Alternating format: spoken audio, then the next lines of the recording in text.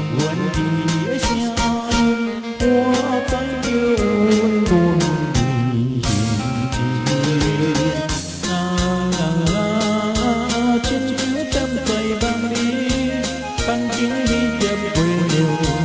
từng chừng sầu đi con nam đi.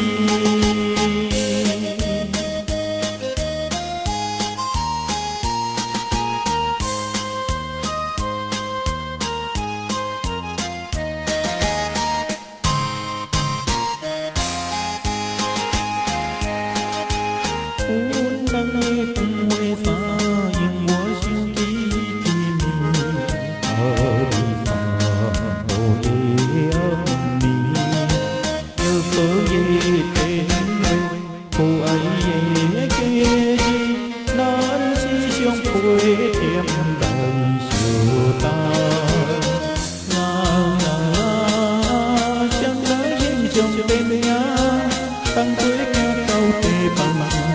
cùng chuyện sâu đi về cô bánh nam mi.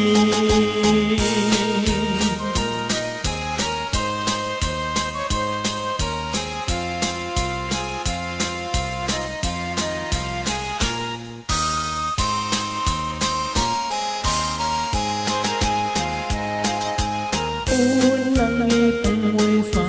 những mùa xuân kỷ niệm ở mùa ê âm đi về ở chiều buồn buồn đi chiều hoa đây tí chiều hôm đầu tuổi chiều nhẹ tí chiều đi căng đầu dâu về cô vẫn nam mi.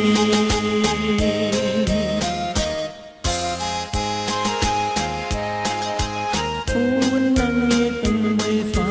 những mùa xuân kỷ niệm có buồn chiều ê âm mi hoa đi lại quy đi chờ xa chi em tay kêu kêu lại quy